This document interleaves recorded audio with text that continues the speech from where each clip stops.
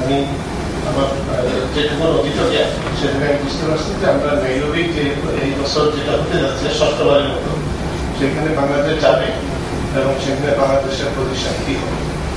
আজকে এই আলোচনায় শুরুতে আমরা জানতে পারতাম যে বাংলাদেশের আসলে কোনো প্রতিনিধিত্ব যাবে কিনা এবং গেলে কে যাবে, কারা কারা যাবে, কোন ব্যক্তির নাম না কোন কোন প্রতিষ্ঠান কারা নেতৃত্ব দেবে এবং সেখানে আমরা যে কি বলবো এই বিষয়টা যদি আমরা জানতাম তাহলে আমাদের আইজিএফ এর নাইরোবি বিষয় নিয়ে সরাসরি কথা বলতে সুবিধা হতো।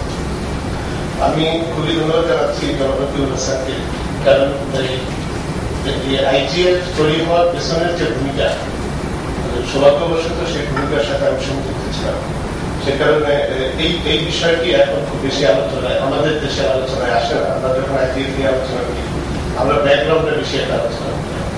ব্যাকগ্রাউন্ডে আলোচনা আমাদের এই জন্য করতে হবে, ব্যাকগ্রাউন্ডে আমরা জানি না বলে কিন্তু আমরা আইজিএফ এ আমাদের ভূমিকা কি হবে এটা নির্ধারণ করতে পারি। এটা হচ্ছে আমাদের প্রধান সমস্যা। এবং এখানে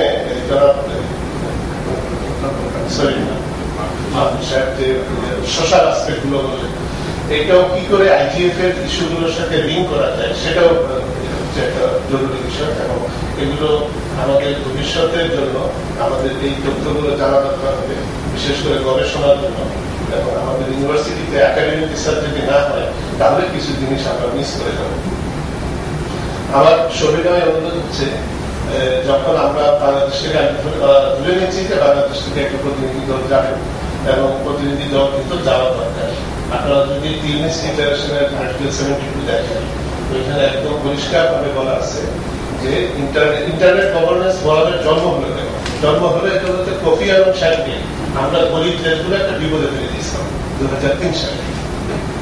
এবং যে আপনারা যদি ওয়ার্ল্ড ইনক্লুসিভ ইনফরমেশন সোসাইটি তৈরি করতে চাই আমরা সবাই মিলে সবগুলো দেশ মিলে, তাহলে আমাদের টাকা পয়সার ব্যাপারটা অ্যালোকেশন গুলো কিভাবে হবে, আমরা রিসোর্স অ্যালোকেশন নিয়ে এটা একটা খুব বড় সমস্যা ছিল।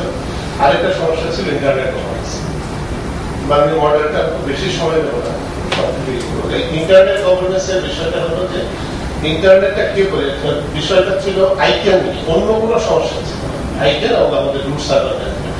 এইটা আমেরিকার একটা কোম্পানি আছে যেটা তুলে ধরে আইক্যান বলে একটা স্টেট ডিপার্টমেন্ট অফ কমার্সের অধীনস্থ একটি ব্যবসায়িক প্রতিষ্ঠান এটা নিয়েছে এবং সেটি আমাদের সারা দুনিয়ার সমস্ত কিছু নিয়ন্ত্রণ করবে। আমি কি কথা বলবো, আমি কি কথা বলবো না, আমি কত টাকা দিয়ে এটা ব্যবস্থাপনা করবো কি করবো না, এটা তো হতে পারে না। এবং এই বিষয়টা বিশেষ করে ডেভেলপিং দেশগুলোতে এটা প্ল্যাটফর্মগুলো যখন হয় তখন এইগুলোতে খুবই আমরা সোচ্চার ছিলাম এবং যে কারণে কবি সাহেব আন্দোলনের জন্য টাস্ক ফোর্স তৈরি করে।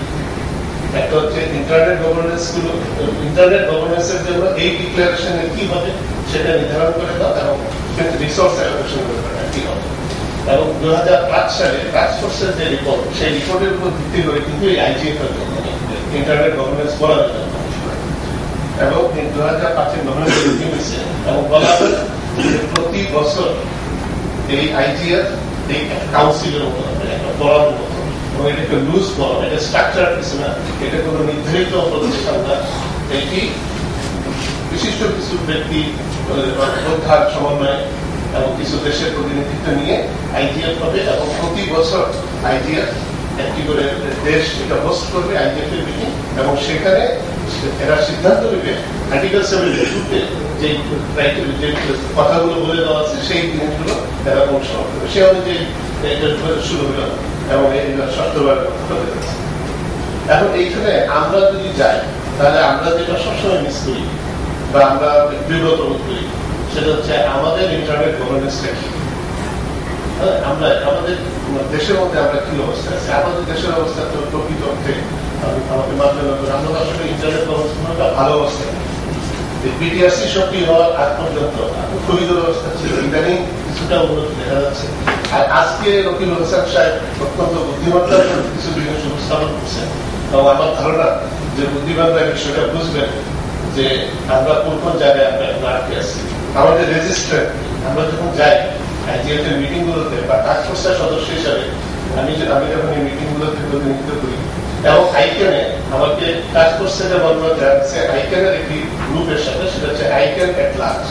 যেমন সাহেব অনেকগুলো কাঠামো দেখেন, সেখানে আইক্যান এট লার্জ বলে সিভিল সোসাইটির একটা ফোরাম তৈরি করা হয়েছে, এবং আমি আইক্যান সেই মিটিংগুলোতে যখন যাই তখন আমাদের রেজিস্ট্রেশন, আমাদের কিন্তু রেজিস্ট্রেশন হচ্ছে বিটিসি, বিটিআরসি। বিটিসিএল এ একটা .বিডি পাওয়ার অভিজ্ঞতা যদি কারো থাকে, তাহলে আপনারা বুঝবেন যে এটা ওখানে থাকা দরকার নাকি অন্য কোথাও যাওয়া দরকার। দেখলাম শ্রীলঙ্কায় করে ইউনিভার্সিটি, আপনারা দেখলেন যে অন্যান্য জায়গায় করে, মিক্সি করে, নেপালে করে, এই জিনিসগুলো আমাদের মানে পরিষ্কার করা দরকার। এইটা হচ্ছে আমাদের বড় কাজ। সেকেন্ড হচ্ছে আমাদের টেকনিক্যালিটি যে বিষয়গুলি, এগুলো বিটিআরসি কিভাবে করবে এবং আমাদের এই অ্যালোকেশন গুলো কিভাবে হবে, সেগুলো আমাদের সার্ভার ম্যানেজমেন্ট কিভাবে হবে, সেটা বিটিআরসি দেশের প্রচলিত নিয়ম অনুযায়ী বা আইন অনুযায়ী করবে। এই নিয়ে কিন্তু আমাদের কোনো আপত্তি নেই। আমাদের আপত্তি হলো যে ইন্টারনেট গভর্নেন্স আমাদের নিজেদের শাসন পদ্ধতিতে আমরা তৈরি করতে পারছি, আমরা কিন্তু পারি। খুবই বিব্রতকর কথা যে আমরা পারি। আর এটা নানান জায়গায় আমাদেরকে দূরে যাবে, ইন্টারনেট কানেকশনের জন্য এক জায়গায়, ডোমেইন নেমের জন্য এক জায়গায়, আইপির জন্য এক জায়গায়, এবং এইটা যে কত হ্যাসেল এটা আমি ভুক্তভোগী, কারণ আমি একটা টেলিমেডিসিন প্রোগ্রাম করতেছি খুলনায় গত 3 বছর যাবত, আমার 1.5 বছর লাগছে শুধু এই জিনিসগুলো পিছনে। তো যাই হোক, আমি এই মানে নেগেটিভ কথা বলতে চাই না, আমার মানে হৃদয় অনুরোধ হলো যে আমাদের একটা ব্রডব্যান্ড পলিসি দরকার। আমরা কিন্তু পুরো জাতিটাকে মোবাইল ফোনের হাতে দিয়ে আমরা পুরো জাতিটাকে স্লো করে দিচ্ছি। আমাদের ছেলেপেলেদের খুব দ্রুত আগায়, পৃথিবী এত দ্রুত আগাইছে যে আমরা অনেক পিছনে। এবং আপনি এবার সেই ওয়ার্ল্ড হেলথ অ্যাসেম্বলিতে গেল, বললো যে তোমাদের দেশে নাকি খুব সাকসেসফুল হেলথ হয়েছে। আমি দৌড়াদৌড়ি করে মিশন খোঁজখবর নিয়ে প্রেজেন্টেশনে কাগজ জমা করে দেখলাম আমাদের সবগুলো হেলথ সেন্টারে মোবাইল ফোন দেওয়া আছে, এটা আমাদের হেলথ। রোগীরা ফোন করে খবর নেবে। এই যে ডেফিনেশনের প্রবলেম, আমাদের আন্ডারস্ট্যান্ডিং এর অনেক সমস্যা আছে। এই জায়গাগুলো আমরা যদি একটু মানে বিটিআরসি কে উন্নত করি, যদি আমাদের একটা ন্যাশনাল ব্রডব্যান্ড পলিসি, যেটা অনেক দিনের একটা পেন্ডিং রিকোয়েস্ট আমাদের, এবং এই ব্রডব্যান্ড পলিসিটা না থাকাতে যেটা হচ্ছে, আমরা যে ইন্টারনেটটা নিলাম, 100 কোটি টাকা ঋণ নিয়ে যে ইন্টারনেট আমরা নিলাম, এই ইন্টারনেটটা কাকে কিভাবে দেবো, কে কতখানি ব্যবহার করবে, ইউনিভার্সিটি কত পাবে, হেলথ সেন্টার কত পাবে, গ্রামগুলো কত পাবে, স্কুল কত পাবে, এইটার কোনো এলোকেশন কিন্তু আমাদের তৈরি করা যায়। আমাদের কোনো ট্রেডিং প্ল্যান আমরা তৈরি করি না। এটা আমরা জানি যে এটা একটা ব্যুরোক্রেটিক প্রসেসের মধ্যে হয়, এটা হওয়া উচিত না। বিটিআরসি আছে এবং বিটিআরসি যথেষ্ট সক্ষম বলে আমরা বাইরে থেকে মনে করি এই জিনিসগুলো করা যেতে পারে।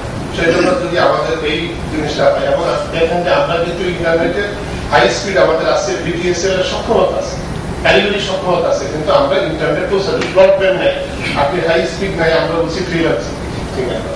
ফ্রিল্যান্সিং কিভাবে হবে? আমাকে কেউ কাজ হয় না। আমি প্রচুর কাজ জোগাড় করে দিয়ে আসছি, আমার বন্ধু বান্ধব এখানে অনেকে উপস্থিত আপনি জানেন, আমরা শুধুমাত্র ইন্টারনেট স্পিডের জন্য কাজগুলো করতে পারি। ফলে আমাদের হাই স্পিড দরকার, গ্রামীণগঞ্জে ইন্টারনেট দেওয়া সম্ভব, বিটিসিএল এর সে সক্ষমতা আছে, আমরা খোঁজখবর নিয়ে খুব যথেষ্ট ভালোভাবে জানি। এটা শুধু একটু ফাইন টিউন করা। আমি এই জিনিসগুলো ঠিক করে নিয়ে যদি আমরা আইপিএফে যাই, তাহলে আইপিএফে আমরা আমাদের অবস্থাটা পরিষ্কার করে বলতে পারবো যে এই জিনিস আমাদের আছে, এই আমাদের সাকসেস মডেল, এবং এইভাবে আমরা করতে পারবো। ব্যবহার তার আমরা লজ্জার কথা বলতে পারবো না, বিব্রত হওয়ার মতো কোনো কথা আমরা বলতে চাই না। এই জন্য আমার এই অনুরোধগুলো আমি আপনাদের কাছে রাখতে চাই।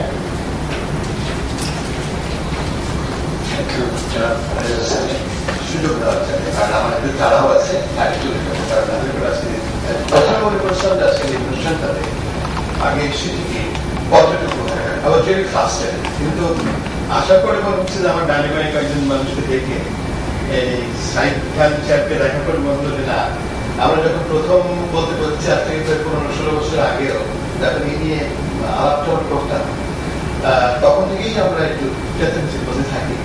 আমার রেজা সেলিম যে কথাগুলো বললেন সম্পূর্ণ আমার মনে কথা, যে ইন্টারনেট নিয়ে আমরা অনেক জায়গায় আমার মনে হয় যে ঢাকা যে কোনো আইটি রিলেটেড বা যে কোনো ব্যাপারে সেমিনার, সিম্পোজিয়াম, ওয়ার্কশপের জন্য মনে পৃথিবীর শ্রেষ্ঠ হতে পারে, এটা মনে ক্লেম করা যেতে পারে। তার কতগুলো আছে কিনা জানি না, তার প্রেজেন্টেশন দেখলে মনে হয় না যে আমাদের দেশে কোনো কিছু আছে, দরকার আছে, আমরা সবকিছুই করে ফেলেছি এবং করে ফেলতে পারছি, আর কি দরকার দান দিতে পারি, তো সেটা তো রেজা সেলিমের কথা শুনে করে বন্ধু আমি দেখতেছি না। আসলে তাই বাইরে গেলে পারে তখন মনে হয় যে আমরা কোথায় আছি, একটু চিন্তা ভাবনা করা। ইন্টারনেট নিয়ে যেটা সেলিম বললেন আমি তার সাথে একমত। এবং দুর্ভাগ্যজনক এই আমি আইজিএফ এর অ্যাডভাইজারি গ্রুপে প্রথম 4 বছর আমি ছিলাম ওদের সাথে অ্যাডভাইজারি গ্রুপ, বিকজ আমি উইথ সাথে করলাম যেহেতু প্রাইভেট সেক্টর, দেন একাডেমিয়া, দেন গভর্নমেন্ট, সিভিল সোসাইটি সব জায়গা থেকে আসে, তো আমাকে রিপ্রেজেন্ট করতে হয়েছিল ওয়ার্ল্ড আইটি অ্যাসোসিয়েশন, সেখানে আমি পেয়েছি। কিন্তু আমার দুর্ভাগ্য যে সব জায়গায় দেখা যায় যে কেনিয়াতে যেখানে আপনারা যেতে যাচ্ছেন, সেই কেনিয়াতে আমরা যেতে পারি, বা এর আগে যখন বেনিনেসে হলো লিথুয়ানিয়াতে, সেখানে সব ছুটছে, কিন্তু বাংলাদেশ অনেক আগে। আমাদের আইডিয়া কিন্তু সুন্দর সুন্দর আছে, ওই রেজার মতন মানুষও ঘোরাঘুরি করে। আমি খালি ঘোরাঘুরি কথাটা বলি এই কারণে, তাদের কাজ করতে পারি না, কারণ করার মতন অনেক ইচ্ছা থাকার পরেও দুদিন পরে পরে যে দমটা শেষ হয়ে যায়। দম শেষ হয় বিকজ অফ দি এম্বার্গোস, অলিখিত কতগুলো এম্বার্গো। এই সেই এম্বার্গো যে বললাম যে একটা দিনের পারমিশন নিতে গেলে পরে কার কাছে যাবো, এই ফাইল থেকে ওই টেবিল থেকে ওই টেবিল থেকে ওই বিল্ডিং থেকে ওই জায়গায় ঘুরতে ঘুরতে মাথা খারাপ হয়ে যায়। এবং এটা কিন্তু আজকের ব্যাপার, সবসময় আমরা বলে আসছি। সাইড ভাই এখানে আছে, কারণ ওই সেদিন উঠে যে বললাম অনেকদিন পরে তার সাথে দেখা হলো।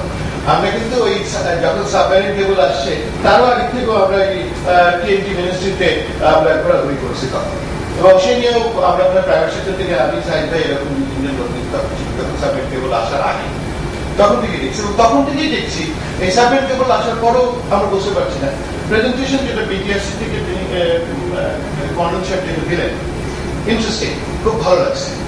কিন্তু ভালো লাগার পরে মনে হচ্ছে কি আমাদের সবসময় লোক হলো যে কবে আমরা ওই ইন্টারনেটের ফিটা কবে থেকে উপায় করবো, বা কবে থেকে ডোমেন নেম দিয়ে পয়সা উপায় করবো, সেই আইডিয়াটা। আফগানিস্তান ফ্রি দিচ্ছে বা অনেক দেশ ফ্রি দেওয়া শুরু করেছে, সেগুলো টিকলো না। অস্ট্রেলিয়া কিভাবে টাকা দিচ্ছে ওইটাই এই জন্য আমাদের লোকটা আগে। কিন্তু তার আগে যে বহু আরো 10টা বছর ধরে যে আমরা বিনা পয়সায় দিয়ে যে একটা ক্যাপাসিটি ডেভেলপ করা, সেই মেন্টালিটি কিন্তু আমাদের নাই। আমাদের সবসময় মেন্টালিটি হলো যে কতক্ষণে কত তাড়াতাড়ি পয়সা দেবো।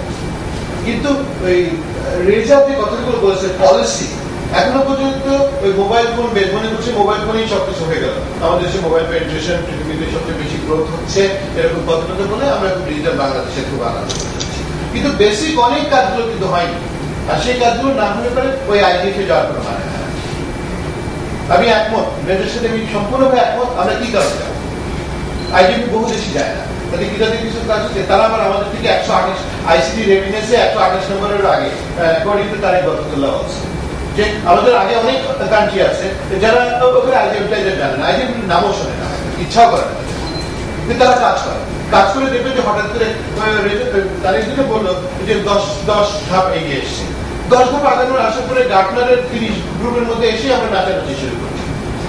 30-এর আগে কিন্তু আরো 29টা দেশ আছে। 29 30 পর্যন্ত আসতে গেলে পরেও সেটা কিন্তু আরো 29টা দেশ পর্যন্ত আছে। এই গার্টনার নিয়ে গল্প না করে আমরা এক্সাম্পলটা তৈরি করি। সেই এক্সাম্পল তৈরি করার জন্য সরকারকে এগিয়ে আসতে হবে সবার আগে। সরকার যদি একটু যদি ওপেন করে, পয়সার ব্যবসা করা দরকার, সরকার ব্যবসা করবে কেন? সরকার ওপেন করুক না, বললে পারে তখন রেজার মতন বা আমাদের অনেকেই আছে তারা আগ বেড়ে আসবেও, তারা তখন অটোমেটিক্যালি ডিজিটাল বাংলাদেশ নিয়ে যাবে। তারা নিজের বাচ্চার জন্যই করবে, দেশের ক্রেডিট আসবে গভর্নমেন্টের। যেমন আমি নেগেটিভ নিচ্ছি না, গভর্নমেন্ট কিন্তু জিরো ডিটি করেছিল। এই জিরো ডিটি করার পরে কম্পিউটার আজকে ঘরে ঘরে আসা শুরু করেছে। এখন অবশ্য অনেক রকম কম্পিউটারের বাইরে অনেক জিনিস এই ডিটি আসেনি, সেটা আমি কতগুলো কথা বলি। আমাদের ইমেজে তো প্রচুর সংখ্যা, ই এশিয়া নিয়ে কথা হচ্ছিল একটু আগে। ই এশিয়া নিয়ে আপনি কিভাবে করবেন? শুধু মোবাইল ফোন আর এই কন্টেন্ট ডেভেলপমেন্টের ওইটুকু গল্প করে হয়ে গেল ই এশিয়া। এখনো পর্যন্ত আমাদের দেশের বেসিক কতগুলো জিনিস, এয়ারপোর্ট থেকে নামতে গেলে প্লেনের মধ্যে বলা হয় ঢাকা এয়ারপোর্টে ছবি তোলা নিষেধ। আমি জানি না কোন দেশে এরকম এখনো পর্যন্ত আসে। ঢাকা এয়ারপোর্টে ছবি, অবশ্য ডিজিটাল বাংলাদেশের দেশ, ঢাকা এয়ারপোর্টে ছবি তোলা নিষেধ। মানুষের প্রতি ভয় হয়ে যায়। আমি জানি না, আমি আবার বলছি যে খুব বেশি দেশে ঘোরা হয় না, তাও বছরে বহু দেশে মোটামুটি হয়। কিন্তু কোন দেশে ওই বলে না যে অপরিচিত লোকের কাছে কিছু খাবেন না, অপরিচিত ট্রান্সপোর্টেশনে যাবেন না। এয়ারপোর্ট থেকে নামতে গেলে আগেই বলে দেওয়া হয় যে আমার নিজের গাড়ি না গেলে আমি এয়ারপোর্ট থেকে অন্য একটা গাড়ি যাবো না। অন্য কোনো দেশ আপনি এক্সাম্পল দেখাতে পারবেন? Don't mention about South African some cities and other places. আমাদের নেবারিং কান্ট্রিগুলোর বাদ দেন, কলকাতার কথা বাদ দেন। অন্য কোনো কান্ট্রি, লাওস, ক্যাম্বোডিয়া, এই সমস্ত যে সমস্ত কান্ট্রিগুলোতে, মঙ্গোলিয়া, যে সমস্ত আমি বলছি রিমোট কান্ট্রি, সেই কান্ট্রিতেও অনেক প্লেন থেকে নেমে এয়ারপোর্ট থেকে আসে, এয়ারপোর্ট থেকে গাড়িতে উঠে চলে আসে। কিন্তু এইখানে কি সেই সিকিউরিটিটা আপনি দিতে পারছেন? এই সমস্ত বেসিক জিনিসগুলো ঠিক করে বিদেশ থেকে লোকজন তখন অটোমেটিক্যালি আসবে, ইনভেস্ট করবে, কাজ করবে। তার আগে মনে হয় নীতিমালা থাকে, যেটা আমি এদের সাথে একমত।